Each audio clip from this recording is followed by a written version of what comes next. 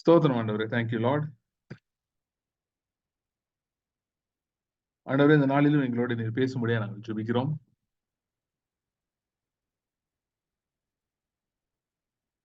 ஆண்டவருடைய வார்த்தை அனுப்பி நீர் சுகப்படுத்துகிற தேவன். உங்களுடைய வார்த்தை அனுப்பி நீர் விடுதலை அளிக்கிற தேவன். உங்களுடைய வார்த்தை அனுப்பி அற்புதங்களை செய்கிற தேவன் நீர். Thank you Lord. Thank you. Thank you Lord. Thank you Lord. அப்படியே இந்த நாளிலும் உங்களுடைய வார்த்தை நீர் அனுப்பும்படியா நாங்கள் ஜெபிக்கிறோம். Thank you Lord. Thank you Lord. அற்புதங்களை செய்கிற உங்களுடைய வார்த்தை, அதிசயங்களை செய்கிற உங்களுடைய வார்த்தை. Thank you Lord. Thank you Lord. எங்கள் நடுவிலே எங்களுக்குள்ளே ஆண்டவரை வல்லமையாய் கிரியை செய்ய முடியாது நாங்கள் ஜெபிக்கிறோம்.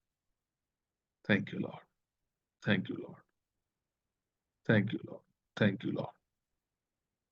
Thank you Lord. Thank you Lord. Thank you Jesus. Thank you Lord. Hallelujah. Hallelujah. Thank you Lord. Thank you Lord. Thank you Lord. Thank you Lord. Thank you Lord. எங்களோட பேசுவீரா? Thank you Jesus. இயேசுவின் நாமத்தில் ஜெபிக்கிறோம் பிதாவே. ஆமென்.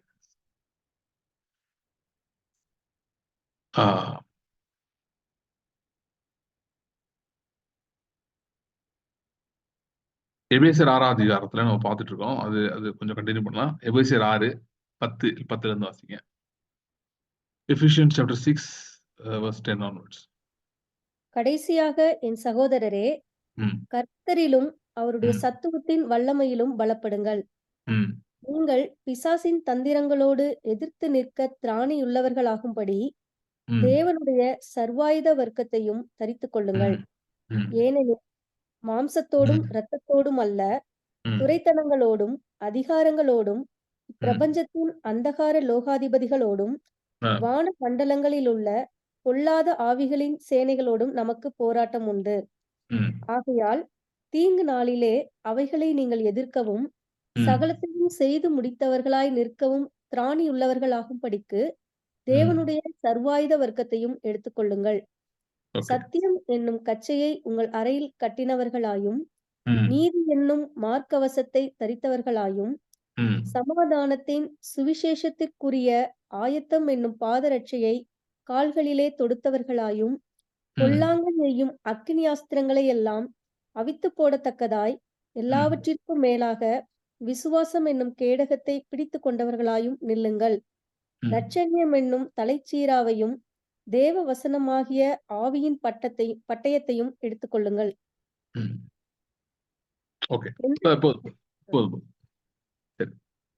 சோ நம்ம தொடர்ந்து இதை பத்தி 2 வாரமா பார்த்துட்டு இருக்கோம். மாம்சத்தோடும் ரத்தத்தோடும் அல்ல, துரைத்தனங்களோடும் அதிகாரங்களோடும், பிரின்சிபாலிட்டிஸ், பவர்ஸ், அப்புறம் வான மண்டலங்களில் உள்ள பொல்லாத ஆவிகளின் சேனைகள், ஸ்பிரிச்சுவல் விக்கெட்னஸ் இன் ஹை பிளேசஸ், உலகத்தின் அந்த பிரபஞ்சத்தின் அந்தகார லோகாதிபதிகள் அப்படின்னு சொல்லி 4 காரியங்கள். அது 4 காரியங்கள் டீட்டெயில்டா அது இருக்கு. ஸோ அப்படின்னு சொல்லி அதை பத்தி பார்த்துட்டு இருக்கோம். இது ஒருவேளை நீங்க முன்னாடி அந்த 2 இது கேட்கலன்னா அது ஜஸ்ட் ஒரு இன்ட்ரடக்ஷன் மட்டும், அதை மட்டும் நான் சொல்லிடுறேன். ஏன் பவுல் 4 இது எழுதி வச்சிருக்காரு, ஏன் உன்னோட எழுதி நிறுத்தல, சும்மா பிசாசோட நமக்கு போராட்டம் உண்டு, இல்லைன்னா அசுத்த ஆவிகளோடு போராட்டம் உண்டு அப்படின்லாம் எழுதாம 4 தான் ஏன் எழுதியிருக்காருன்னா, அசுத்த ஆவிகள் எப்பொழுதுமே நேர வர்றது கிடையாது. அவரு மாம்சத்தோட ரத்தத்தோட நமக்கு போராட்டம் இல்லை அப்படின்னு சொன்னதை அதுல ஒரு அர்த்தம் என்னன்னா, நீங்க நினைக்கிற மாதிரி பிசிக்கலா பிசாசு வராது அப்படின்னு தான் சொல்றாரு. பிசாசு எப்படி வரும் அப்படின்னா, அது சில காரியங்கள் பின்பாக இருந்து வரும். எந்த காரியங்கள் பின்பாக இருந்து வரும் அப்படின்னு பாத்தீங்கன்னா, துரைத்தனங்கள், அதிகாரங்கள். ஓகே, இவைகளுக்கு பின்பாக இருந்து வரும், பின்பாக இருந்தும் வரும் அப்படின்னு ஒரு அர்த்தம். இன்னொரு அர்த்தத்துல என்னன்னா, பின்பாக இருக்கிறது. அது தெரிஞ்சுக்கொள்ளுங்க. மெஜாரிட்டி அதை நம்ம கிராஸ் பண்ணி தான் போகணும் அப்படின்றது. நான் அது 2 கால்ல சொல்லிட்டு இருக்கேன், இன்னைக்கும் அதை திரும்ப சொல்றேன். ஸ்ட்ரெஸ் பண்ணி என்ன சொல்றேன்னா, spiritual warfare is not about devil attacking you. It is about you understanding that you have a mandate to attack the devil and things that he is holding in his hands, in his power. அதுதான் spiritual warfare. பால் இங்க என்ன எழுதலைன்னா பிசாசு உங்களை எல்லாம் தாக்கும் அப்படின்னு எழுதவில்லை. அவர் என்ன எழுதுறாருன்னா நமக்கும் இவைகளுக்கும் பிரச்சனை இருக்குன்னு எழுதுறாரு. There is enmity. ஜெனிசிஸ்ல ஆரம்பிச்ச enmity. I'll create enmity between your seed and her seed அப்படின்னு சொன்னாரு. ஸ்திரீயின் வித்துக்கும் சர்ப்பத்தின் வித்துக்கும் பகையை உண்டாக்குவேன்னு சொன்னாரு. சோ அந்த பகை இருக்கிறது. There is an enmity, existing enmity between us and the demonic activities அப்படின்னு சொல்றாரு. அது ஆனா அதை டைரக்டா அது இல்ல. எப்படி அது செயல்படுதுன்னா துரைத்தனங்கள் அதிகாரங்கள் மூலமாகத்தான் செயல்படுகிறது. துரைத்தனங்கள் அதிகாரங்கள்லாம் என்ன? நான் ஏற்கனவே அன்னைக்கு சொன்னேன், பட் திரும்ப ரிப்பீட். துரைத்தனங்கள் அதிகாரங்கள்னு சொல்லும்போது it talks about established power systems on this earth. Paul என்ன சொல்றாருன்னா உங்களுக்கு காஸ்பல் புரிஞ்சால், சுவிசேஷம் புரிந்தால், சில established system and structures of this world அதுக்கும் உங்களுக்கும் ஒத்து போகாதுன்ற தகராறு வரும்னு சொல்றேன். பிரச்சனை வரும்ன்றார். அதாவது பிரச்சனை வரும்னா நான் ரொம்ப தெளிவா அதை நான் மறுபடியும் எக்ஸ்பிளைன் பண்றேன். அதாவது அது உங்களை எதாவது தாக்கும்னு அந்த அர்த்தம் கிடையாது. அதை கண்டா உங்களால சகிச்சுக்க முடியாது அந்த அர்த்தம். இப்படிதான் சில பேர் சொல்லுவாங்கல்ல, அந்த ஆளை பார்த்தாலே எனக்கு சகிக்கலைங்க, ஒரு மாதிரியா பண்ணுது. அந்த மாதிரி வந்து சில காரியங்களை பார்த்தாலே உங்களுக்கு சகிக்க கூடாது, உங்களுக்கு ஒரு மாதிரி வந்து வரணும். இப்ப ஃபார் எக்ஸாம்பிள் அதான் அப்பதான் வந்து அந்த அந்த அர்த்தம் தான் இது. போராட்டம் உண்டுன்னா அந்த அர்த்தத்துல வருது. ஓகே, இப்ப பவுல் வந்து ஏத்தன்ஸுக்கு போறாரு. அங்க போட்டிருக்கான், அவன் அந்த பட்டணம் விக்கிரங்களா நிறைந்திருந்த அவன் கண்டு ஆவியிலே வைராக்கியம் கொண்டு அப்படின்னு. ஸோ அங்க யாரும் பவுலை யாரும் அட்டாக் பண்ணல. வந்து பவுல வந்து இன்ஃபேக்ட் எந்த பிரச்சனையுமே இல்ல. யூதர்கள் இருக்கிற ஊர்ல மற்ற ஊர்கள்லாம் பெரிய பிரச்சனை. ஏத்தன்ஸ்ல யாருமே பவுல் அட்டாக் பண்ணல. பவுலுக்கு அது பொறுக்காம வந்து இது எப்படி இப்படி இருக்கலாம். இப்ப தாவீது வர்றான் பாருங்க. வந்தோடனே கோலியாத் நின்றுட்டு இருக்கான். கோலியாத்தை பார்த்தோன்னே தாவீது தான் அங்க பிரச்சனை ஏற்படுத்துறான். கோலியாத் கூட தாவீதுக்கு தனிப்பட்ட பிரச்சனை தான் இருக்கா? இல்லையே. கோலியாத் வந்து இஸ்ரவேல் நிந்திச்சிட்டு இருக்கான். அவன் நிந்திச்சிட்டு போட்டோம், நமக்கு உயிர் தான் முக்கியம்னு எல்லாரும் பேசாம உட்காந்துருக்காங்க. அவன் என்னனாலும் பண்ணிட்டு போறான், நமக்கு என்னங்க, நம்மள ஒண்ணும் பண்ணல.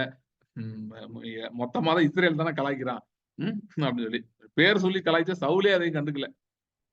சவுலோட சேவர் தான் நீங்கன்னு சவுல் பேரை வச்சுதான் பேசுறான். அது அவனே கண்டுக்கல. ஆனா தாவீதுக்கு வேலையே கிடையாது. அவன் போனது ஏதோ கொரியர் டெலிவரி போய் எல்லாம் அந்த சாப்பாடு எல்லாம் கொடுத்துட்டு பால் எல்லாத்தையும் கொடுத்துட்டு வரக்கா வந்தா. அப்படி வந்த தாவீதுக்கு அந்த சிச்சுவேஷனை பார்த்தோன்னே ஒரு கோவம் வருது. புரியுதா? இதுதான் பகை அப்படின்றது. போராட்டம் உண்டுனா இந்த அர்த்தத்துல வருது. அப்ப நமக்கு என்ன தெரியணும்? நமக்கு வந்து சில சிஸ்டம் சில காரியங்களை பார்த்து எந்த கோபமுமே வரவில்லை, நமக்கு வந்து எந்த மனஸ்தாபமுமே வரவில்லை, எந்த இதுவுமே வரவில்லை என்று சொன்னால், அப்படி எந்த தாட்டுமே நமக்கு வரலை என்று சொன்னால், அது வர்றதுக்கு பதில இதெல்லாம் நம்மளை தாக்குது, நம்மளை அட்டாக் பண்ணுது, நம்மள என்னமோ பண்ணுது, நம்ம ஏதோ பிரச்சனையில இருக்கோம், அப்படி இந்த தாட்ஸ் தான் வந்துட்டு இருக்கு. நீங்க சொல்லலாம், பிரதர் வெறும் தாட்ஸ் இல்ல பிரதர், என் சிச்சுவேஷனே அப்படிதான் இருக்கு. ஓகே, சிச்சுவேஷன் அப்படிதான் இருக்கு, மோசமா தான் இருக்கு அப்படின்னு நீங்க சொல்லலாம். அதனாலதான் தாட்ஸ் வருது, சும்மா ஒன்றும் தாட்ஸ் வரல. எனக்கு சிச்சுவேஷனே வந்து பிசாசு என்னை 4 பக்கம் அணக்கட்டின மாதிரி தெரியுது. அப்படின்னா என்ன அர்த்தம்னா, அந்த மாதிரிலாம் நினைக்கிறோம். Either you feel you are surrounded by all the plans of the enemy. சத்ருனுடைய திட்டங்கள், பயங்கரமான திட்டங்கள், எல்லாம் சுத்தி திட்டம் போட்டு என்னைய வந்து கார்னர் பண்ணி வச்சிருக்கான், லாக் பண்ணி வச்சிருக்கான் அப்படின்னு நீங்க உணர்ந்தாலும் சரி. இல்லைன்னா இந்த சிஸ்டம்ஸ், துரைத்தனங்கள், அதிகாரங்கள், நான் நிறைய எக்ஸாம்பிள் கொடுத்தேன். காலம் ஒரு துரைத்தனம், மரணம் ஒரு துரைத்தனம்.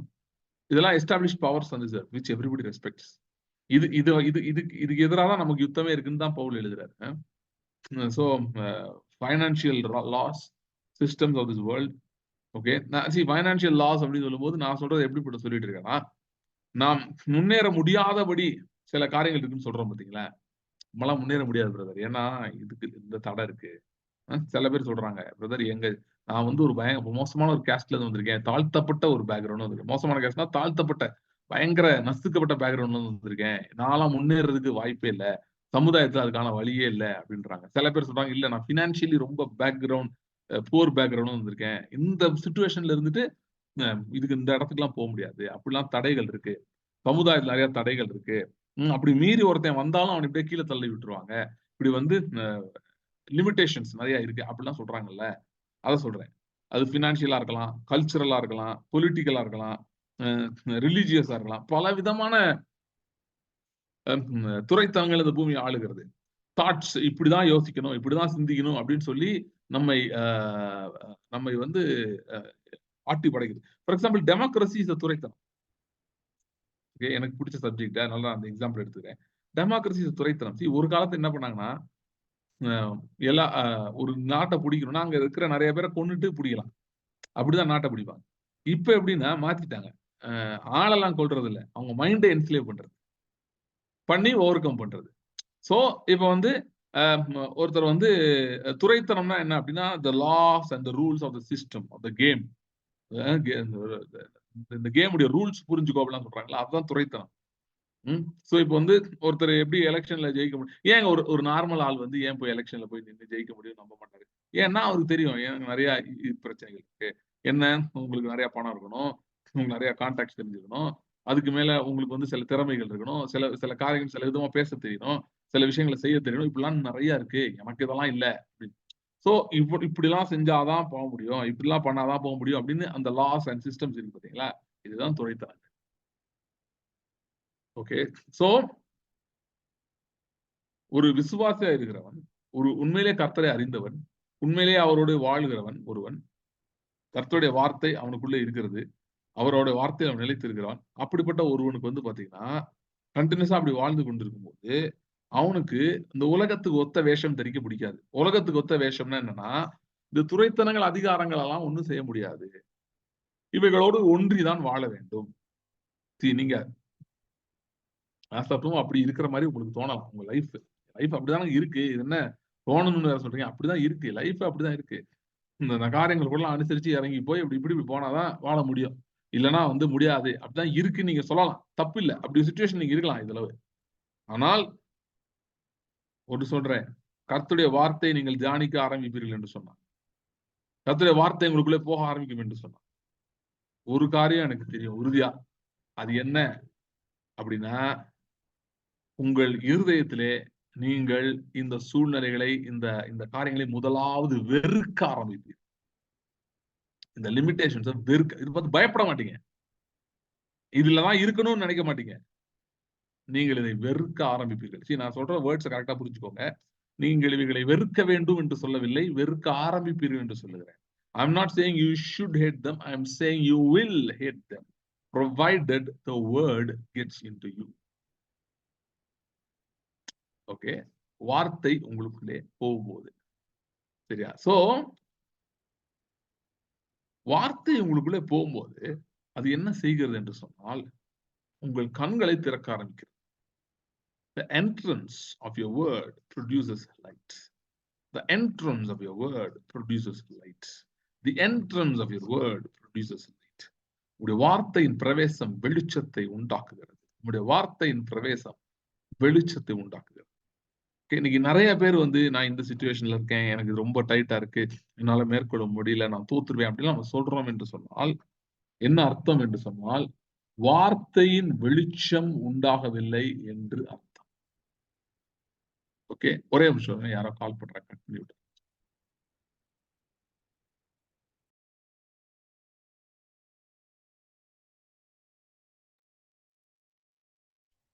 ஓகே, வார்த்தை பிரவேசம் தான் வெளிச்சத்தை உண்டாக்குகிறது. ஓகே, சோ துறைத்தனங்கள் அதிகாரங்கள் எதிர்த்து நிற்க வேண்டும் நாம் என்பதை நாம் அறிந்து கொள்ள வேண்டும். நான் என்ன சொல்லிட்டு இருக்கேன்னா, இந்த இதற்கு கர்த்தருடைய வார்த்தை ரொம்ப ரொம்ப முக்கியமான ரோல் பண்ணுது அப்படின்றத நான் உங்களுக்கு காட்ட விரும்புகிறேன். சரியா? சோ அதுதான் இன்னைக்கு பேச போறேன். ஏன்னா அந்த வார்த்தை உள்ள வரலன்னா, உங்க சிஸ்டம்குள்ள என்ட்ரி ஆகலன்னா, நீங்க இது எதையுமே எதிர்க்கவே மாட்டீங்க. ஒண்ணு எதிர்க்க தேவையில்லைன்னு நினைப்பீங்க, இல்ல எதிர்க்க முடியாதுன்னு நினைப்பீங்க. அந்த வொர்ஸ்ட் கேஸ் சிஸ்டம்ல போய் சேர்ந்துப்பீங்க. நான் தெளிவுபடுத்துறேன். நீங்க வந்து ஒரு பிசினஸ் பண்றதையோ, நிறைய பேர் அப்படி புரிஞ்சுக்கிறாங்க. அதனாலதான் அதை தெளிவுபடுத்துறேன். ஒரு பிசினஸ் பண்றதையோ, இல்ல ஒரு கம்பெனில ஒர்க் பண்றதையோ, இல்ல இன்னைக்கு ஃபார் எக்ஸாம்பிள் நீங்க அதானி கம்பெனிலேயே போய் சேர்றதோ, இதெல்லாம் தப்பு கிடையாது. இத நான் சொல்ல வரல. அதாவது போய் அதான் சில பேர் பண்ண மிஸ்டேக். நாங்க இந்த ஸ்ட்ரீம்ஸ்குள்ள போகவே மாட்டோம். அங்க இந்த ஏரியாக்குள்ள போவே மாட்டோம். ஏன்னா அதெல்லாம் வந்து பொல்லாங்கனுக்குள் கிடக்கு. நாங்க போமாட்டோம். பிசினஸ் பண்ண மாட்டோம். இது செய்ய மாட்டோம். அது செய்ய மாட்டோம். ஏன்னா சில பேர் சொல்லுவாங்க, பிசினஸ் பண்ணா பொய் சொல்லாம இருக்க முடியாது பிரதர். அதனால நான் எப்படி பிசினஸ் பண்றதுன்னுவாங்க. இந்த மாரி ஒவ்வொருத்தரும் ஒரு இது இருக்கு. இந்த இதுனா இப்படி செஞ்சாகணும், அப்படி செஞ்சாகணும். அதனால நாங்க இதுக்குள்ள போமாட்டோம். இதுக்குள்ள போ முடியாது அப்படின்னு. நான் அப்படி சொல்ல வரல. போக்கூடாதுன்னுலாம் சொல்ல வரல. நான் என்ன சொல்றேன்னா, இப்ப தானியேல், சாத்ராக், மேஷாக், ஆபேத்நேகோ என்ன பண்ணாங்க? அந்த சிஸ்டம்க்குள்ள போய் சிஸ்டம் மாத்தி விட்டாங்க. அதாவது அதுக்கு எதிர்த்து நின்னாங்க. உள்ள போய் எதிர்த்து நின்னாங்க. உள்ள போமாட்டோம்ன்னு சொல்லல. ராஜாவோட வேலையெல்லாம் பண்ண முடியாதுங்க. சாரி பாபிலோன் ராஜாக்கெல்லாம் வேலை பார்க்க முடியாது எங்களால. அப்படி சொல்லல. பாபிலோன் ராஜாவுக்கு வேலை பார்த்தாங்க. ஆனா, அங்க வேலை பார்த்து தேவ ராஜ்யத்தை அவர்கள் அங்கே இருந்து ஸ்தாபித்தார்கள். அப்படின்னா என்ன அர்த்தம்னா, you may work in a company. But you should understand that it is God who rewards you. 2வது you should understand you are there to reign in life. ஜீவனை அடைந்து ஆளுவார்கள் என்பது அதிக நிச்சயமாமே. அதுக்கு தான் உள்ள இருக்கீங்கன்னு தெரிஞ்சுக்கணும். நீங்க எங்க இருந்தாலும் ஜெயமா இருக்கணும். தானியேல பத்தி அதான் சொல்லியிருக்கு. கோரேசுடைய நாட்களிலும், தரியுவின் நாட்களிலும் தானியேலின் காரியம் ஜெயமாய் இருந்தது. அதுதான் விஷயம். சோ ஜெயமா இருக்க வேண்டும். அவைகள் உங்களை மேற்கொள்கிறதல்ல, நீங்கள் அவைகளை மேற்கொள்கிறதா இருக்க வேண்டும். சோ சில சிஸ்டம்ஸ்ல இருக்கிறது தப்பு இல்ல. சில பேர் ஆண்டவர் வந்து புது சிஸ்டம் உருவாக்க முடிய அழைத்திருக்கலாம். ஆனால் நீங்க சில சிஸ்டம்குள்ள இருக்கிறது தப்பு இல்ல. ஆனா அந்த சிஸ்டம் உடைய ரூல்ஸ் அண்ட் ரெகுலேஷன்ஸ் அந்த லிமிட்டேஷன்ஸ்க்குள்ள இருக்கக்கூடாது. வெளிப்படுத்தல் வருது, என் மக்களே பாபிலோன்ல இருந்து வெளியே வாங்க, அவங்களுக்கு வருகிற ஆக்கினை நீங்க பங்கு பெறாதபடி வெளியே வாங்க அப்படின்னு வெளிப்படுத்தல் 18ஆம் அதிகாரத்துல வருது. அப்படின்னா என்ன அர்த்தம்? நீங்க வேலையை விட்டுட்டு எல்லாத்தையும் விட்டுட்டு வந்துருங்க, அதுதான் பாபிலோன் அப்படியா? அப்படி கிடையாது. அதாவது நீங்க ஒரு இடத்துல இருக்கீங்க, ஒரு இடத்துல வேலை பார்க்குறீங்கன்னா அங்க லிமிட்டேஷன்ஸ் இருக்கு பாத்தீங்களா, அதுதான் பாபிலோன். நான் சொல்லவா? சபையிலே பாபிலோன் இருக்கு. பாபிலோன்னா உலகம் அந்த அந்த அர்த்தம் கிடையாது. பாபிலோன்னா லிமிட்டேஷன், வேர்ல்ட் ஆஃப் லிமிட்டேஷன். அதாவது ஆதாமுக்குள் விழுந்து போன உலகம் இருக்கு. கர்த்தருடைய வார்த்தைக்கு அடங்காத ஒரு உலகம் இருக்கிறதே, கர்த்தருடைய வார்த்தையை மதிக்காத, கர்த்தருடைய வார்த்தையை அறியாத ஒரு உலகம் இருக்கு பாத்தீங்களா, அதுதான் பாபிலோன். அது வந்து பலவிதமான லிமிட்டேஷன்ஸ்குள்ள வாழ்ந்து கொண்டு இருக்கிறது. அதுதான் பாபிலோன். எப்படி சொல்றேன்? சபையிலே இருக்கு அப்படின்னா, எத்தனை சபையில வார்த்தை ஒழுங்கை புரிந்து வைத்திருக்கிறார்கள் முதலாவது. அதே புரியலன்னா, அப்புறம் பாபிலோன் அங்க இருக்காம என்ன பண்ணும்? கண்டிப்பா இருக்கும். ஜாலியா சுத்திட்டு இருக்கும். 4 வசனத்த சொல்லிட்டே சுத்தும் பாபிலோன். ஓகேயா? சரி. சோ வார்த்தையின் முக்கியத்துவத்த பத்தி தான் நான் பேச போறேன். ஏன்னா, இந்த குறிப்பிட்ட காரியம் எபேசியர் 6 எந்த இத பேஸ் பண்ணி வருதுன்றத நம்ம தெரிந்து கொள்ள வேண்டும். எந்த அடிப்படையில வருகிறது? எது அதுக்கு ஃபவுண்டேஷன்? நெறைய ஃபவுண்டேஷன் சொல்லலாம். இதுக்கு வந்து சிலுவை ஒரு ஃபவுண்டேஷன் சொல்லலாம். சிலுவையின் அடிப்படையில வருதுன்னு சொல்லலாம். இயேசு கிறிஸ்துவினுடைய அ அந்த ராஜ்யத்தின் அடிப்படையில வருது அப்படின்னு சொல்லலாம். ஆனா இது வந்து இதுக்கு முதல் அஸ்திபாரம், அடித்தளம் எங்கே இருக்கிறது? எங்கே இருந்து ஆரம்பிக்கிறது என்று பார்க்க வேண்டும். பார்க்கலாம். ஆதியாகமம் முதல் அதிகாரம் 26வது வசனம். Genesis 1:26-28.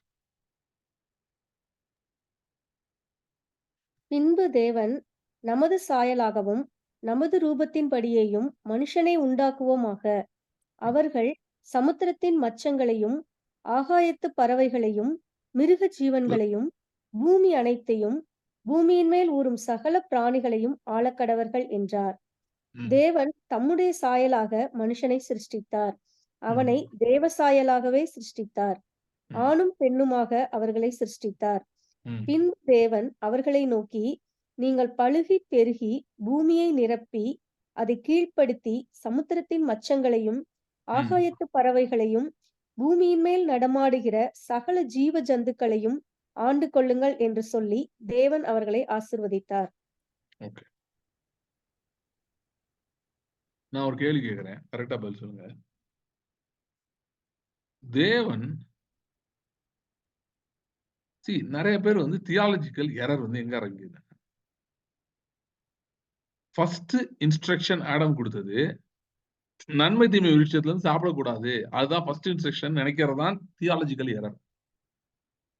ஏன் சொல்றேன்னா, அது ஃபர்ஸ்ட் இன்ஸ்ட்ரக்ஷன் கிடையாது. அத ஃபர்ஸ்ட் இன்ஸ்ட்ரக்ஷன் எடுத்துக்கிட்டீங்கன்னா, whole understanding of the Bible and God and everything goes for a toss. First instruction அதுவே கிடையாது. ஆடம் வந்து டிஸ்ஓபே பண்ணது வந்து ஃபர்ஸ்ட் டிஸ்ஓபே பண்ணது வந்து பழத்தை சாப்பிட்டதே கிடையாது. That is not the first disobedience. Okay, தேவனுக்கு கீழ்ப்படியாம ஆதாம் போனதுடைய ஃபர்ஸ்ட் டிஸ்ஓபீடியன்ஸ் அது கிடையாது. First disobedience is disobedience to this word. Which word? Genesis 1:26-28. திரும்ப வாசிங்க அத. பின்பு தேவன் நமது சாயலாகவும் நமது ரூபத்தின்படியேயும் மனுஷனை உண்டாக்குவோமாக.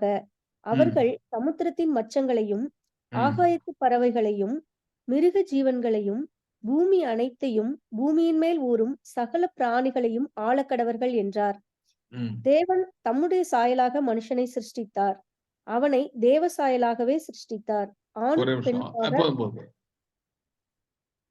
தேவன் மனுஷனுக்கு கொடுத்த ஃபர்ஸ்ட் கட்டளை பழத்தை சாப்பிடாதுன்றது கிடையாது.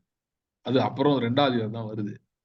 தேவன் மனுஷனை பார்த்தபோது முதலாய் பேசினது அல்லது அவனுக்கு கொடுத்த முதல் கட்டளை என்ன என்று சொன்னால், சகலத்தையும் கீழ்ப்படுத்தி ஆண்டுகொள் என்பது.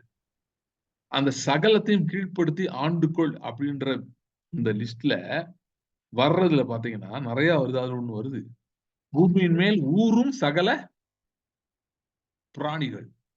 ஓகே, பூமியின் மேல் ஊறும் சகல பிராணிகள். ஓகே, இப்ப ஆதியாகமம் 3ஆம் அதிகாரத்துக்கு வாங்க.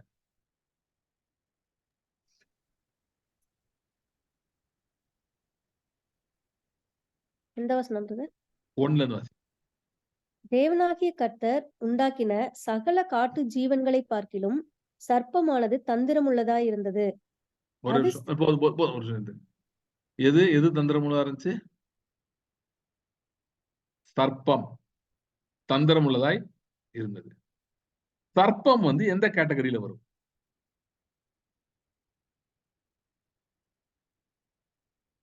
சர்ப்பம்ன்றது ஊரும் பிராணி, நீந்துறது கிடையாது. நீந்துறதோ பறக்கிறதோ கிடையாது. அது என்னது? ஊரும் பிராணி. ஆண்டவர் பாருங்க எவ்வளவு தெளிவா சொல்றாரு. எது மேலாம் ஆளுகை கொடுக்குறேன்றதுல ஒன்னே சேர்த்து சொல்றாரு. எதை சொல்றாரு? ஊரும் பிராணி. ஊரும் பிராணியும் சேர்த்துதான் ஆளுகையை கொடுத்திருக்காரு. சரியா? இப்ப நீங்க அந்த கான்வர்சேஷன் வாங்க. அந்த ஆதாம் 1ல இருந்து வாசிங்க, 2ல இருந்து வாசிங்க. 3ஆம் அதிகாரம் 2ல இருந்து. ஸ்திரீ சர்ப்பத்தை பார்த்து, நாங்கள் தோட்டத்தில் உள்ள விருட்சங்களில் கனிகளை புசிக்கலாம், ஆனாலும் தோட்டத்தின் நடுவில் இருக்கிற விருட்சத்தின் கனியை குறித்து தேவன் நீங்கள் சாகாதபடிக்கு அதை புசிக்கவும் அதை தொடவும் வேண்டாம் என்று சொன்னார் என்றாள். அப்பொழுது சர்ப்பம் ஸ்திரீயை நோக்கி, நீங்கள் சாகவே சாவதில்லை, நீங்கள் இதை புசிக்கும் நாளிலே உங்கள் கண்கள் திறக்கப்படும் என்றும் நீங்கள் நன்மை தீமை அறிந்து தேவர்களைப் போல் இருப்பீர்கள் என்றும் தேவன் அறிவார் என்றது. அப்பொழுது ஒரே நிமிஷம் இந்த கான்வர்சேஷனை பாருங்க. இந்த கான்வர்சேஷன் ஈக்குவல்ஸுக்கு நடுவில் நடக்கிற மாதிரி இருக்கா, இல்லனா ஒரு சீனியருக்கும் சுப்பீரியருக்கும் சபார்டினேட்டுக்கும் நடுவில் நடக்கிற கான்வர்சேஷன் எப்படி இருக்கு? ஒரு ஈக்குவலுக்கு நடுவுல இருக்க மாதிரி இருக்கு. She is having a conversation. Did God say that ஊறுகிறவைகள் உங்களுக்கு ஈக்குவல்னு சொன்னாரா? இல்ல, நீ ஆளணும்னு சொன்னாரு. தெளிவா சொன்னாரு. கீழ்ப்படுத்தி ஆண்டு கொள்ள வேண்டும் என்று சொன்னார். அதுல இங்க என்ன நடக்குதுன்னா, ஊர்றது ஒண்ணு சொல்லிட்டு இருக்குது. அது என்ன சொல்லுதுன்னா, நீ இப்படி செய்யலாம் அப்படி செய்யலாம், அதுவா இதுவா அப்படின்னு பேசுது. See, let's forget for a moment it is the devil. Okay, பிசாசு பேசினான்றதை மறந்துடுவோம் ஒரு மோமெண்ட். ஆனா அங்க பைபிள்ல பர்டிகுலரா என்ன பேர் போட்டிருக்கு? சர்ப்பம்னு போட்டிருக்கு. ஓகே, அது இந்த பூமியில நடமாடுகிற ஊறுகிற பிராணி அந்த கேட்டகரியில தான் அது வரும். கரெக்டா? சோ அதன் மேல அதிகாரம் கொடுத்திருந்தாரா கொடுக்கலையா? கொடுத்திருந்தாரு.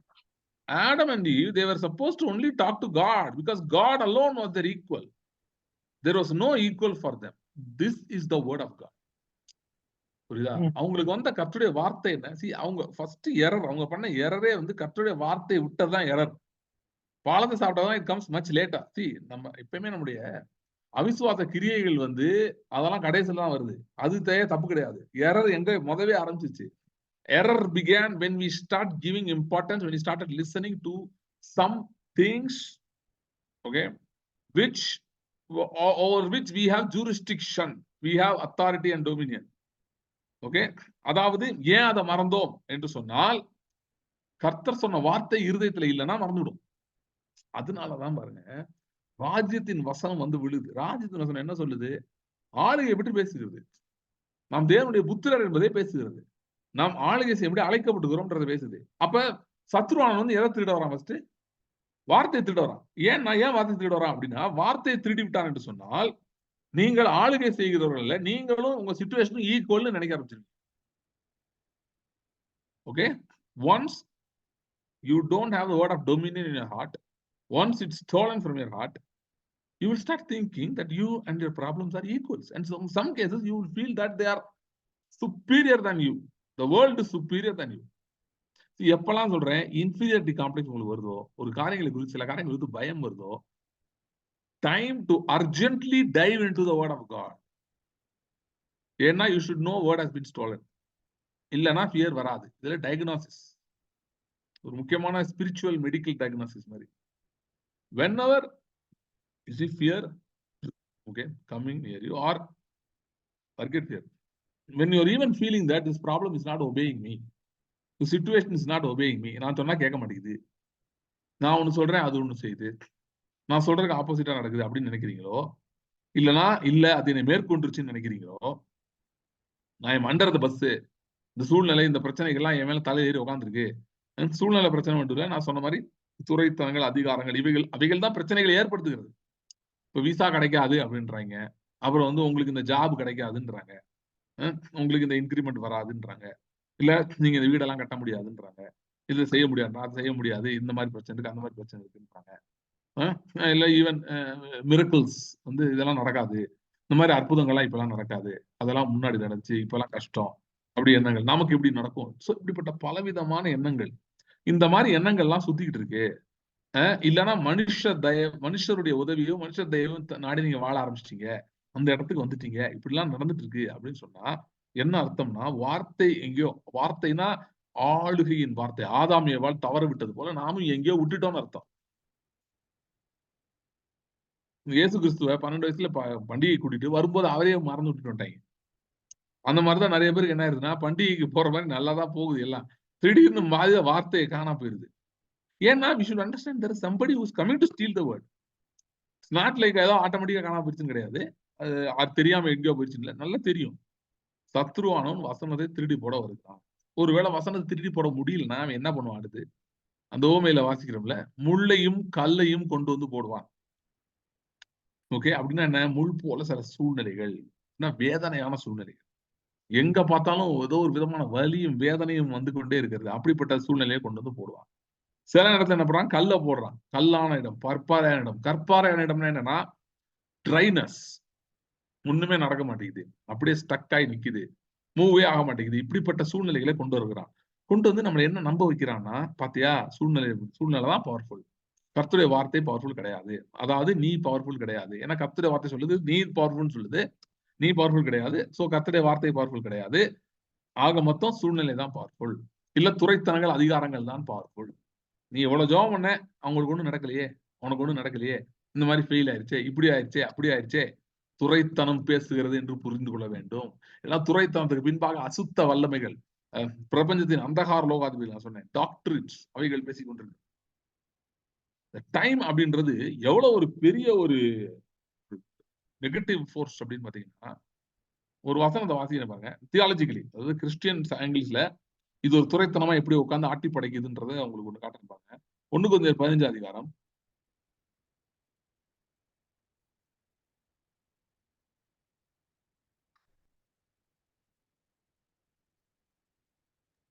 1 கொரிந்தியர் 15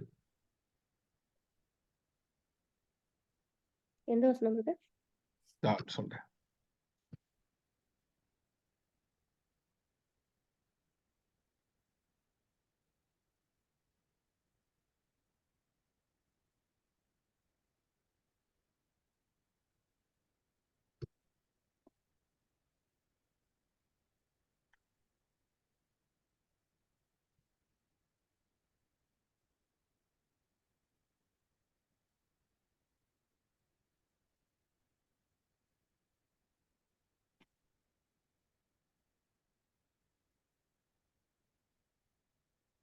இருபத்தி 23 வசனம் வாசிங்களேன்.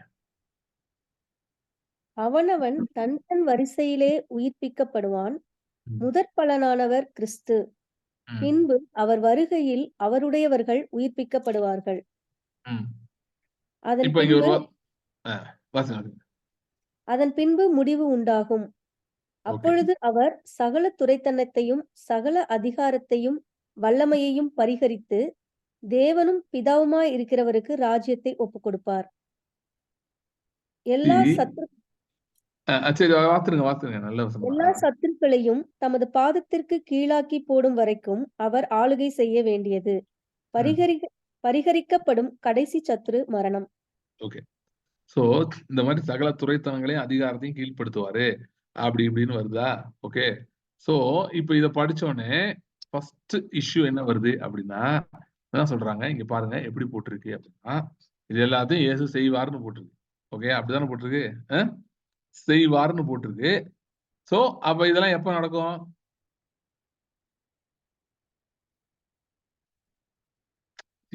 ஒரு சிம்பிள் அர்த்தம் எடுத்தீங்கன்னா இதெல்லாம் இனிமேல் நடக்கும்னு சொல்லலாம். கரெக்டா இல்லையா? அதாவது பவுல் வந்து 1 கொரிந்தியர் 15 உட்கார்ந்து எழுதிட்டு இருக்காரு. எழுதிட்டு இருக்கும்போது அவர் ஃபர்ஸ்ட் செஞ்சுரி எழுதினாருன்னா ஃபர்ஸ்ட் செஞ்சுரிக்கு அப்புறம் நடக்கும் அப்படி மட்டும் தான் அர்த்தம் எடுக்க முடியும். கரெக்டா இல்லையா? ஆனா இவங்க என்ன சொல்றாங்க, இல்லங்க இப்ப வந்து உயிர்த்தெழுதல் நடக்கும். ஒரு நாள்ல நடக்கும். சரியா? அந்த உயிர்த்தெழுதல் நடக்கிற நாள்ல தான் இது நடக்க முடியும்.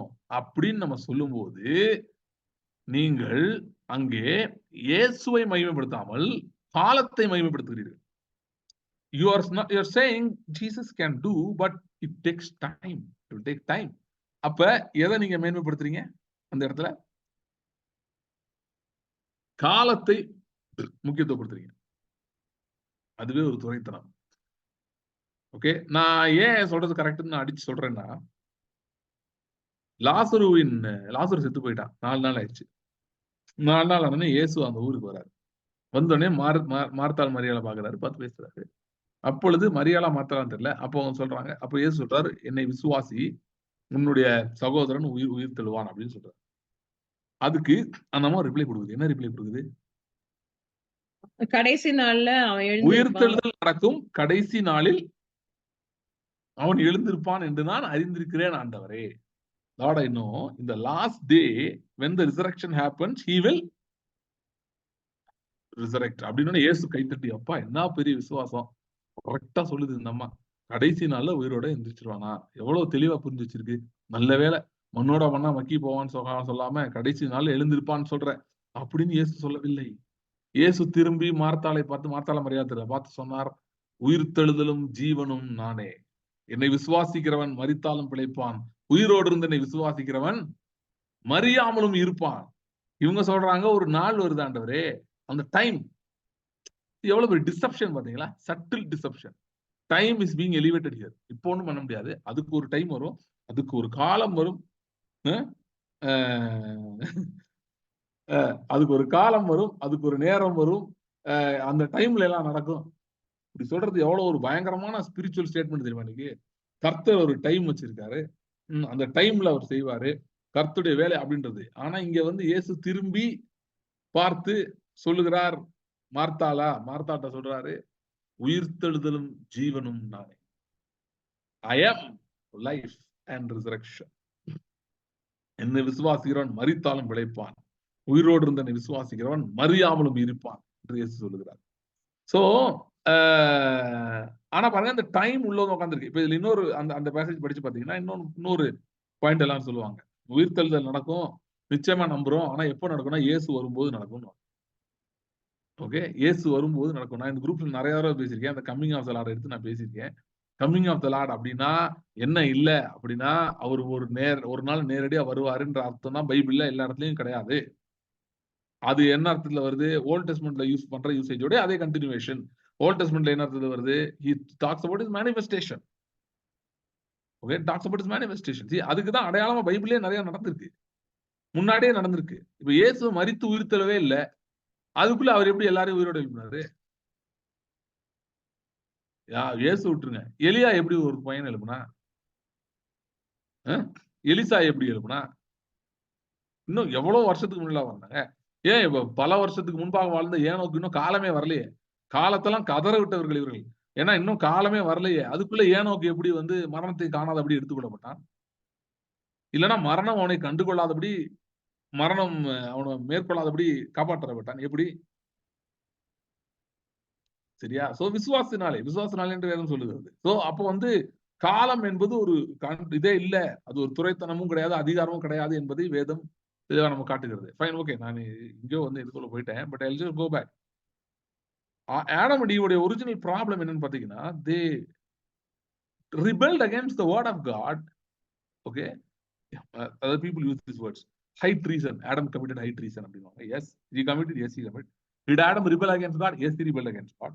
But that is not eating the fruit. It's happened much before. When he treated the devil as an equal entity, that's when the problem started. That is the original sin.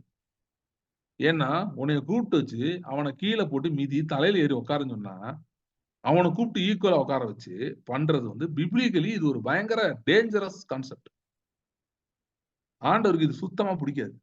Okay, ஒரு ஒரு example படிக்கலாம். கொஞ்சம் நேரமாகும், ஆனா படிங்க. கொஞ்சம் interesting story.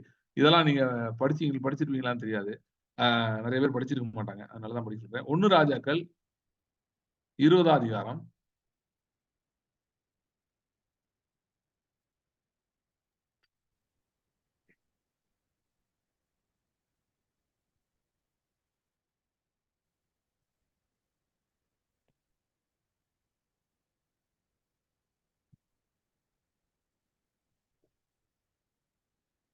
வசனம் எதுக்கு? 28ல இருந்து வாசிங்க. எல்லாரும் கவனிங்க. பொறுமையா நீளமான பேசேஜ் தான். 28ல இருந்து வாசிங்க. அப்பொழுது தேவனுடைய மனுஷன் ஒருவன் வந்து இஸ்ரவேலின் ராஜாவை பார்த்து, கர்த்தர் பள்ளத்தாக்குகளின் தேவனாயிராமல் மலைகளின் தேவனாயிருக்கிறார் என்று சீரியர் சொல்லியிருக்கிறபடியினால், நான் இந்த ஏராளமான ஜனக்கூட்டத்தை எல்லாம் உன் கையில் ஒப்புக்கொடுத்தேன். அதனால் நானே கர்த்தர் என்று நீங்கள் அறிவீர்கள் என்று கர்த்தர் சொல்லுகிறார் என்றான். 7 நாளளவும் அவர்கள் முகமுகமாய் பாளையம் இறங்கி இருந்தார்கள். 7ஆம் நாளில் யுத்தம் கலந்து இஸ்ரவேல் புத்திரர் ஒரே நாளிலே சீரியரில் 1,00,000 காலாட்களை மடங்கடித்தார்கள். மீதியானவர்கள் ஆப்பெக் பட்டணத்திற்குள் ஓடி போனார்கள். அங்கே மீதியாய் இருந்த 27,000 பேரின் மேல் அலங்கம் இடிந்து விழுந்தது. பெனாதாத்தும் ஓடிப்போய் நகரத்திற்குள் புகுந்து உள்ளறையிலே பதுங்கினான். அப்பொழுது அவன் ஊழியக்காரர் அவனை நோக்கி, இதோ இஸ்ரவேல் வம்சத்து ராஜாக்கள் தயவுள்ள ராஜாக்கள் என்று கேட்டிருக்கிறோம். நாங்கள் இரட்டுகளை எங்கள் அறைகளில் கட்டி கயிறுகளை எங்கள் தலைகளில் சுற்றி கொண்டு இஸ்ரவேலின் ராஜாவினிடத்தில் போவோம். ஒருவேளை உம்மை உயிரோடே வைப்பார் என்று சொல்லி ரெட்டை தங்கள் அறைகளில் கட்டி கயிறுகளை தங்கள் தலைகளில் சுற்றி கொண்டு இஸ்ரவேலின் ராஜாவினிடத்தில் வந்து, என்னை உயிரோடே வையும் என்று உமது அடியானாகிய பெனாதாத் விண்ணப்பம் பண்ணுகிறான் என்றார்கள். அதற்கு அவன், இன்னும் அவன் உயிரோடே இருக்கிறானா? அவன் என் சகோதரன் என்றான். அந்த மனுஷர் நன்றாய் கவனித்து அவன் வாயின் சொல்லை உடனே பிடித்து, உமது சகோதரனாகிய பெனாதாத் இருக்கிறான் என்றார்கள். அப்பொழுது அவன், நீங்கள் போய் அவனை அழைத்துக் கொண்டு வாருங்கள் என்றான். பெனாதாத் அவனிடத்தில் வந்தபோது அவனை தன் ரதத்தில் ஏற்றிக்கொண்டான். அப்பொழுது பெனாதாத் இவனை பார்த்து, என் தகப்பன் உம்முடைய தகப்பனார் கையிலே பிடித்த பட்டணங்களை திரும்ப கொடுத்து விடுகிறேன். என் தகப்பன் சமாரியாவிலே செய்தது போல நீரும் தமஸ்குவிலே வீதிகளை உண்டாக்கிக் கொள்ளலாம் என்றான். அதற்கு அவன், இந்த உடன்படிக்கை செய்து நான் உம்மை அனுப்பிவிடுகிறேன் என்று சொல்லி அவனோடே உடன்படிக்கை பண்ணி அவனை அனுப்பிவிட்டான். அப்பொழுது தீர்க்கதரிசிகளின் புத்திரரில் ஒருவன் கர்த்தருடைய வார்த்தையின்படி தன் தோழனை நோக்கி, நீ என்னை அடி என்றான். அந்த மனுஷன் அவனை பார்த்து, அடிக்க மாட்டேன் என்றான். அப்பொழுது அவன் இவனை பார்த்து, நீ கர்த்தருடைய சத்தத்திற்கு கீழ்ப்படியாமற் போனபடியால் இதோ நீ என்னை விட்டு புறப்பட்டு போனவுடனே ஒரு சிங்கம் உன்னை கொல்லும் என்றான். அப்படியே இவன் அவனை விட்டு புறப்பட்டவுடனே ஒரு சிங்கம் இவனை கண்டு கொன்று போட்டது. அதன் பின் அவன் வேறொருவனை கண்டு என்னை அடி என்றான். அந்த மனுஷன் அவனை காயம் உண்டாக அடித்தான். அப்பொழுது அந்த தீர்க்கதரிசி போய் தன் முகத்தின் மேல் சாம்பலை போட்டு வேஷம் மாறினவனாய் வழியிலே ராஜாவுக்காக காத்திருந்தான். ம், ராஜா அவ்வழியாய் வருகிற போது இவன் ம், ராஜாவை பார்த்து கூப்பிட்டு, உமது அடியான் யுத்தத்தில் நின்றபோது ஒருவன் விலகி என்னிடத்தில் ஒருவனை கொண்டு வந்து, இந்த மனுஷனை பத்திரம் பண்ணு, இவன் தப்பி ம், போனால் அவன் பிராணனுக்கு ஈடாயிருக்கும், அல்லது 1 தாலந்து வெள்ளியை நீ கொடுக்க வேண்டும் என்றான். ஆனாலும் ம், உமது அடியான் இங்கும் அங்கும் அலுவலாய் இருக்கும்போது அவன் போய்விட்டான் என்றான். ம், இஸ்ரவேலின் ராஜா அவனைப் பார்த்து, நீ சொன்ன ம், தீர்ப்பின்படியே ஆகும் என்றான். ம், அப்பொழுது அவன் சீக்கிரமாய் தன் முகத்தின் மேலிருக்கும் சாம்பலை துடைத்து விட்டதினால், ம், இஸ்ரவேலின் ராஜா அவன் தீர்க்கதரிசிகளில் ஒருவன் என்று அறிந்து கொண்டான். ம், அப்பொழுது இவன் அவனை நோக்கி, சங்காரத்திற்கு நான் நியமித்த மனுஷனை உன் கையிலிருந்து ம், தப்பிப் போகும்படி நீ விட்டபடியினால், உன் ம், பிராணன் அவன் பிராணனுக்கு ஈடாகவும், உன் ம். ஜனம் அவன் ஜனத்திற்கு ஈடாகவும் இருக்கும் என்று கர்த்தர் சொல்லுகிறார் என்றான். போதும் அதனால் போதும் போதும் போதும். See, பெரிய பேசேஜ் இது. ஓகே. சோ இங்க என்ன எக்ஸாக்டா நடக்குதுன்னா, ஆண்டவர் வந்து பெனாதாத்தையும் அந்த பயங்கரமா மிரட்டினாங்க. நீங்க முன்னாடி படிச்சு பார்த்தீங்கன்னா தெரியும். இஷ்டத்துக்கு மிரட்டுறான் வந்து. அப்புறம் வந்து 1,00,000 பேர் கொண்ட காலாட்கள் கொண்ட படையோடு வர்றான். இஸ்ரவேல்ட்ட 7,000 பேர் தான் இருக்காங்க. சோ இப்ப இந்த ஜான் ஜெபராஜ் ஒரு பாட்டுல பாடுறாருல்ல, சிறு வெள்ளாட்டு கிடை போல் கிடந்தேன். அந்த மாதிரி தான் வரும். சிறு வெள்ளாட்டு கிடை மாதிரி தான் இருந்தான். அது இங்க இருந்தா எடுத்திருக்காரு அவரு. சோ வெள்ளாட்டு கிடை அப்படின்ற மாதிரி தான் குட்டி 2 கூட்டம் மாதிரி இவங்க இருக்காங்க. இப்படிதான் இஸ்ரேல் இருக்கு. அங்க 1,00,000 பேர் 7,000 பேர். கணக்கு யோசிச்சு பாருங்க. 10 டைம்ஸ் வச்சா கூட அதோட அதிகம். அப்படிப்பட்ட ஒரு மகா பெரிய சீரிய ராணுவத்தை கர்த்தர் இவன் கையில ஒப்பு கொடுக்குறாரு. ஒரு தடவை இல்ல 2 தடவை. ஒப்பு கொடுக்கும்போது 2வது தடவை சீரியருக்கு பயங்கர அடி விழுந்து பெனாதாத் போய் உள்ளறையில பதுங்கிக்கிறான்.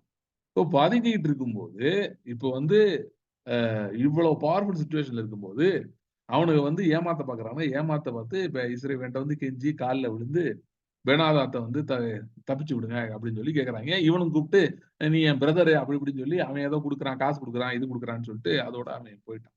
டீல விட்டான். அப்பதான் தீர்க்கதரிசி வந்து சொல்றான், சங்காரத்துக்கு நியமிக்கப்பட்டவனை நீ எப்படி வந்து விடுதலை பண்ணலாம்? The man who's destined for destruction, how can you let him loose? Okay. So, see, நம்மளுடைய ஸ்பிரிட் மேன் பத்தி நிறைய பேசி பாருங்க. Your spirit man understands certain things like that. Some people, some situations வந்து should not be redeemed. Okay. I believe அனனியா சப்பீராட்டெல்லாம் பேதுரு deal பண்ணது அதான். His spirit was at motion, not his mind. Not his carnality. His spirit was at full force. அதான் சொல்றான், பரிசுத்த ஆவியின் இடத்தில் பொய் சொல்லும்படி நீங்க ஏன் வந்தீங்க? சோ அவன் பரிசுத்த ஆவியினாலதான் பேசியிருக்கான் ஃபுல்லாத்தையும். ஓகே. சோ அவன் வந்து அந்த ஜட்ஜ்மெண்ட் கொடுக்குறான் பாருங்க. சோ அந்த மாதிரி தான் பாத்தீங்கன்னா இங்க ஏன்னா வேதம் ஃபுல்லா இதுதான் சொன்னேன், இது ரொம்ப முக்கியமான ஒரு கான்செப்ட். பேதுரு வந்து அப்ப அனனியா சப்பீரால வந்து நாங்கள் கிறிஸ்துவுக்குள் இருக்கிறோம், உங்களை மன்னிக்கிறோம், ஏனென்றால் இயேசு சொன்னார், இயேசு பிரான் சிலுவையில் எல்லாரையும் மன்னித்தார், இந்த மாதிரி எல்லாம் சொல்லல.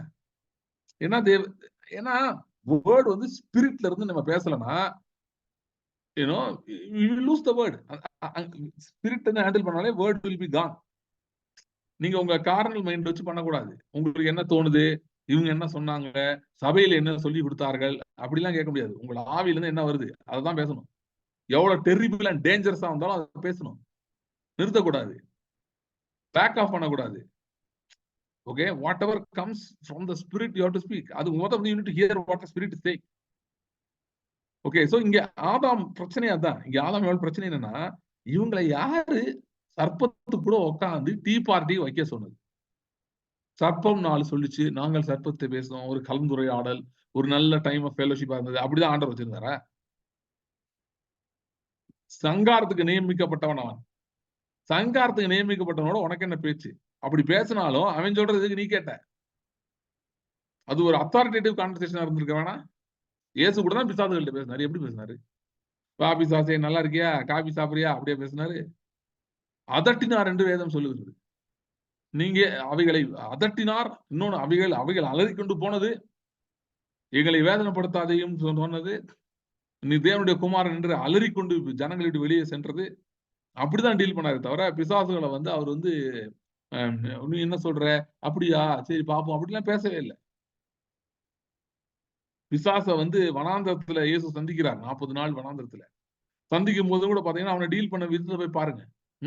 எப்படி பேசுறாரு? வார்த்தையை கொண்டு பேசுகிறார். கடைசியில அப்பாலே போ சாத்தானேன்றாரு. போ அப்படின்னா நம்ம ஊர்ல சொல்லுவாங்கல்ல, போய் தொலை. அதுதான் அது. அப்பாலே போனா அது அந்த அர்த்தம் தான். போய் தொலை அப்படின்றாரு கடைசியில.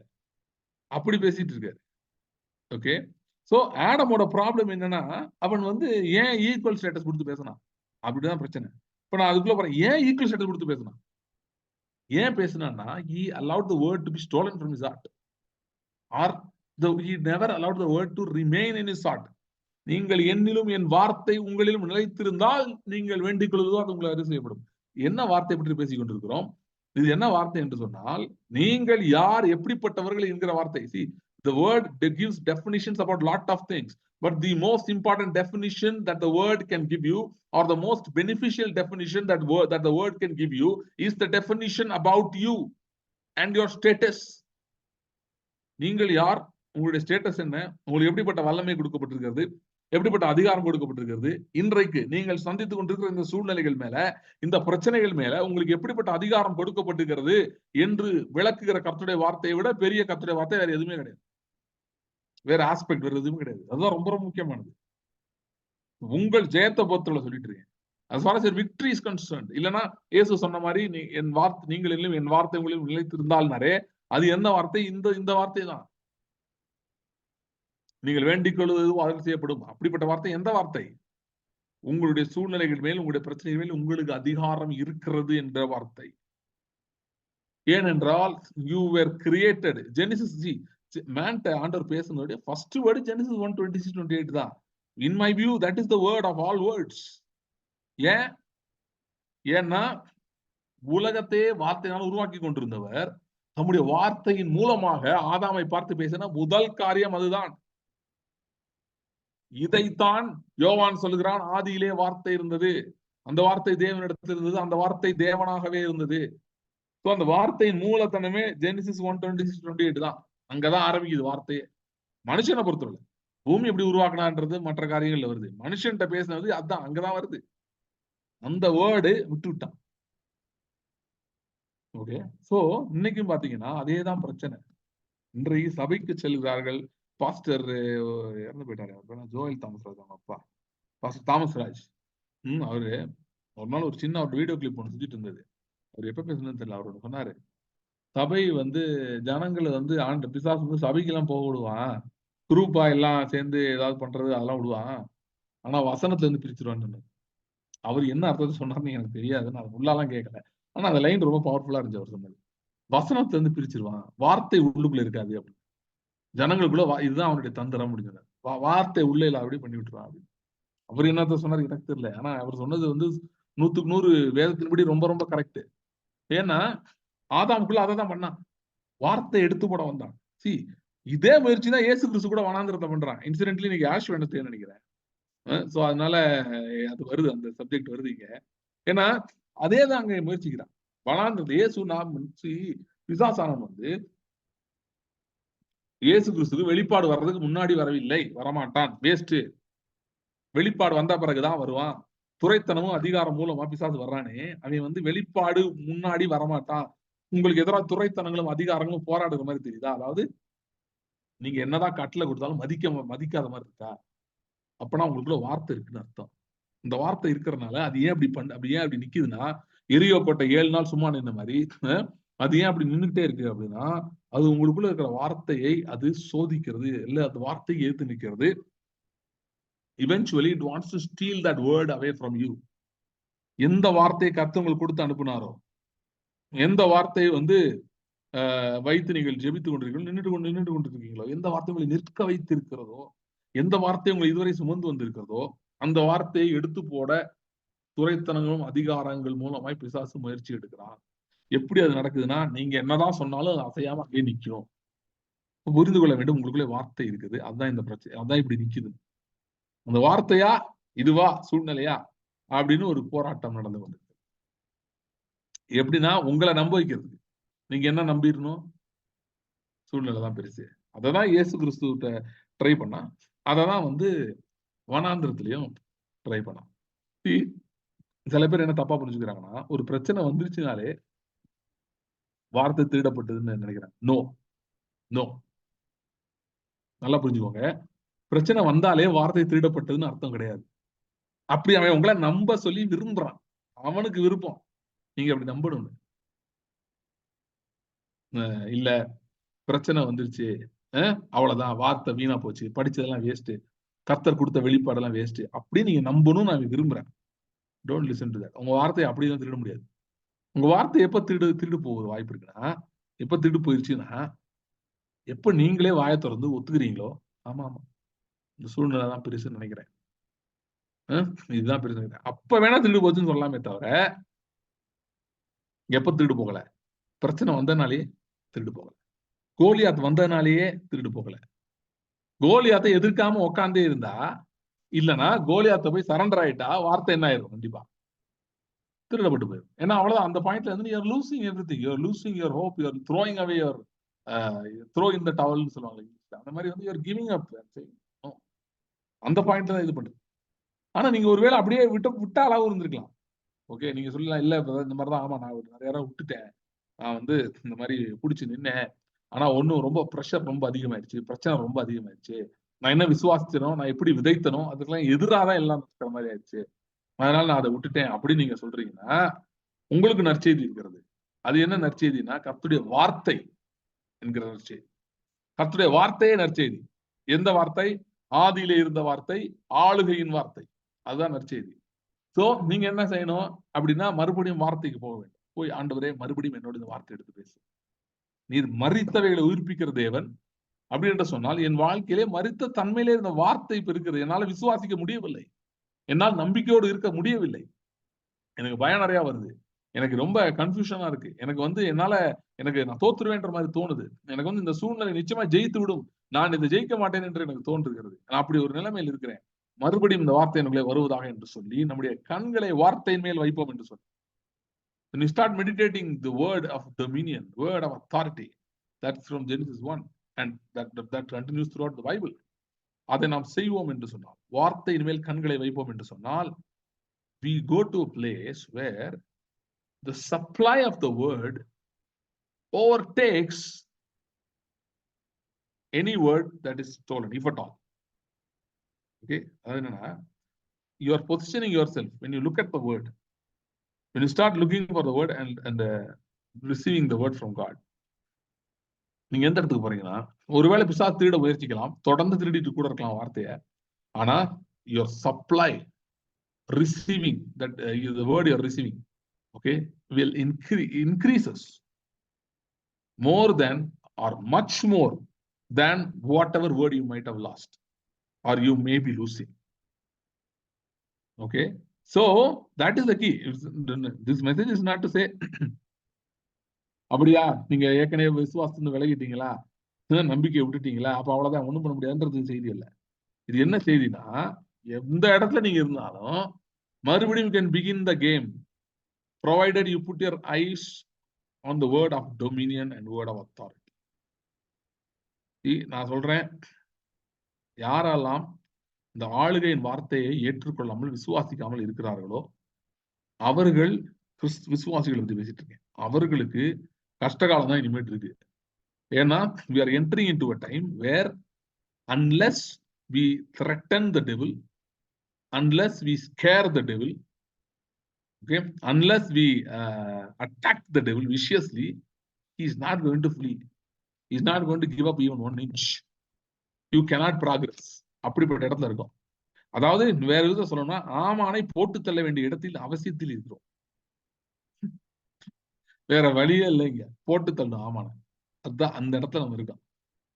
வார்த்தையினாலே, வேற அர்த்தத்தை புரிஞ்சுக்காதீங்க, வார்த்தையினாலே. ஏன்னா அதுதான் ஆவியின் பட்டயம், வசனமாகிய ஆவியின் பட்டயத்தினாலே நின்று ஜெயத்தை எடுக்கிற இடத்திலே நாம் நின்று கொண்டிருக்கிறோம். In fact we have come to a place where that is going to be the only way. We have to repent. என்ன ரிப்பெண்ட் பண்ணணும்?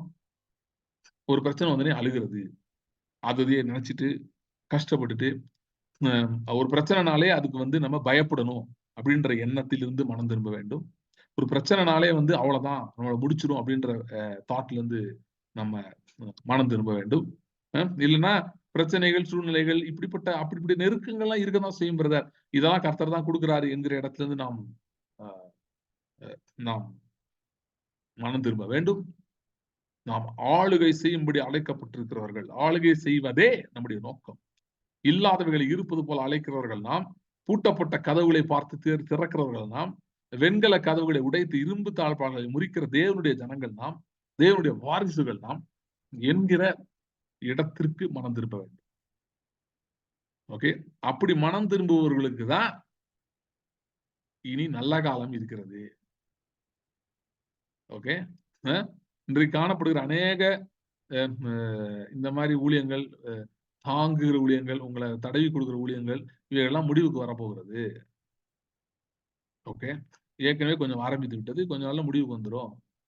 People who only embrace the gospel of dominion will survive. Nobody else will be able to survive. அப்படிப்பட்ட times are coming. Okay, so அதனால before அவ்வளவு மோசமாயி நம்ம இது பண்றதுக்கு முன்னாடி why can't we start it today? வனாந்தரத்திலே இஸ்ரவேல் ஜனங்கள் பண்ணின மீறுதல் என்ன? ராட்சசனை நாங்க ஜெயிக்க முடியாதுனாங்க, ஆண்டவருக்கு பிடிக்காம முடியாது. ஏன்பா வேஸ்ட்ன்றார். நீங்க இங்கே சுத்துங்க, நீங்க 40 நாள் சுத்துங்க, நான் சாப்பாடு தரேன். அதே மாதிரிதான் நிறைய கிறிஸ்தவங்களை பத்தி ஆண்டவர் சொல்றாரு. நீங்க ராட்சசனா மேற்கொள்ள முடியாது, இயேசு வரும்போதுதான் அதெல்லாம் நடக்கும், நாங்க ஒண்ணும் பண்ண முடியாது அப்படின்னு சொன்னீங்கன்னா பரவாயில்ல, உங்களுக்கு நான் சாப்பாடு தரேன், உங்களை நல்லா பாத்துக்கிறேன், உங்களை போஷிக்கிறேன், வனாந்தரத்துல போஷிக்கிறேன், மரித்த பிறகு என்னோட நித்தியத்துக்கு வாங்க, ஓகே அது உங்க விருப்பம்னு சொல்லிடுவார்.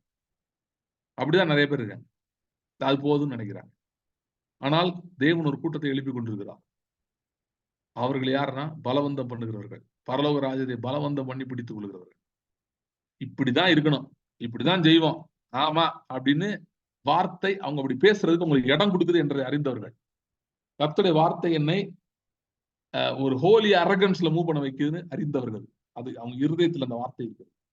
அதனால அவர்கள் தைரியமாய் பேசுவார்கள். சத்துருக்கள் இடையில பயப்படாமல் ஒளிமுக வாசல் இடையில் நின்று பேசுவார்கள். இப்படிப்பட்ட ஒரு சந்ததியை தேவன் எழுப்பி கொண்டு இருக்கிறார். நீங்க சம் ஆஃப் யூ நீங்க ஃபேஸ் பண்ற பயங்கரமான சிச்சுவேஷன், டஃபஸ்ட் சிச்சுவேஷன் எல்லாமே வேற உங்களை அழிப்பதற்காக இல்லவே இல்லை. நீங்க அழிந்து போக மாட்டீர்கள், உங்களை உருவாக்கி கொண்டிருக்கிறது. எப்படி உருவாக்கி கொண்டிருக்கிறதுனா, it is making you as a person of no compromise. You will not back down, you will not compromise.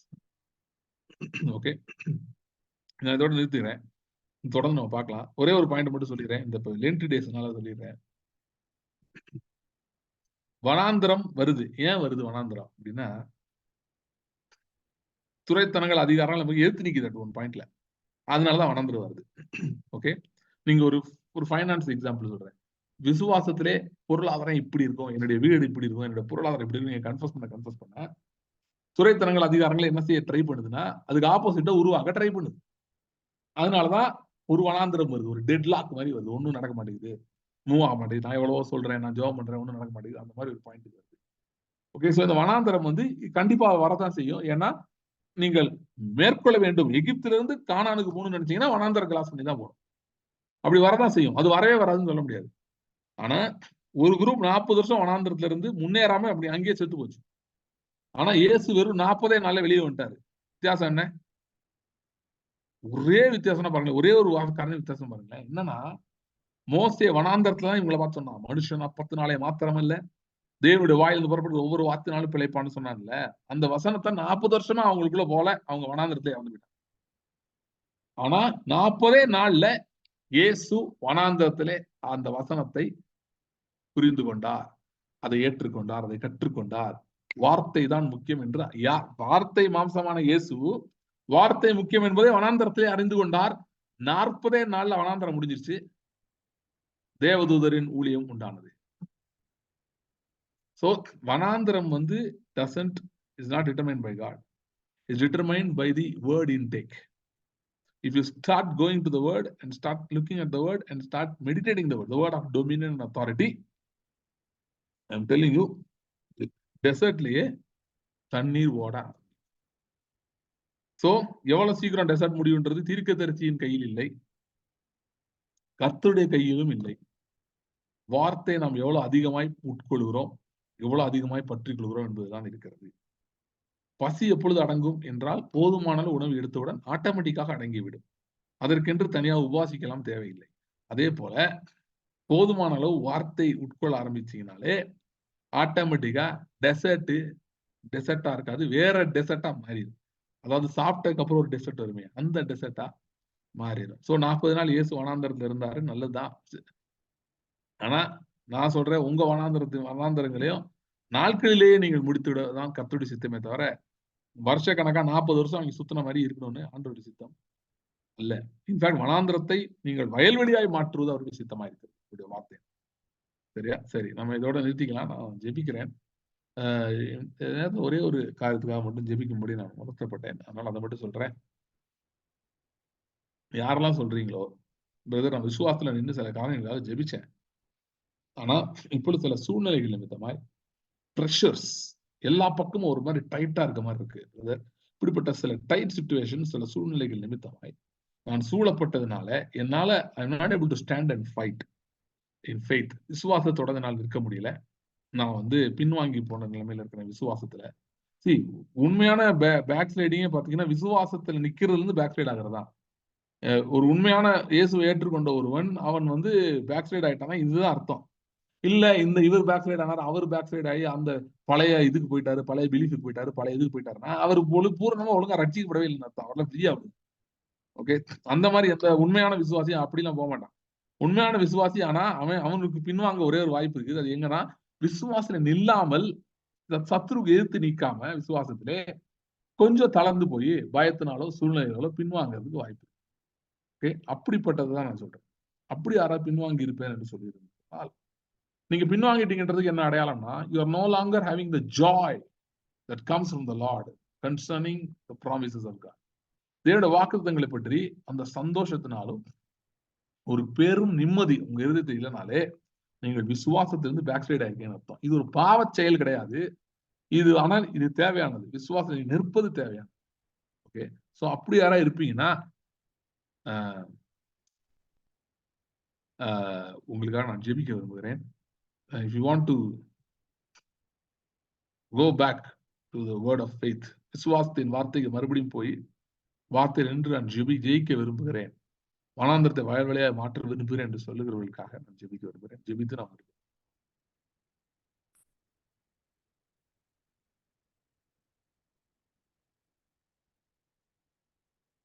Thank you, Jesus. Hallelujah. Hallelujah. Hallelujah. Hallelujah. Hallelujah. Oribante regedere bereo trudere onkro.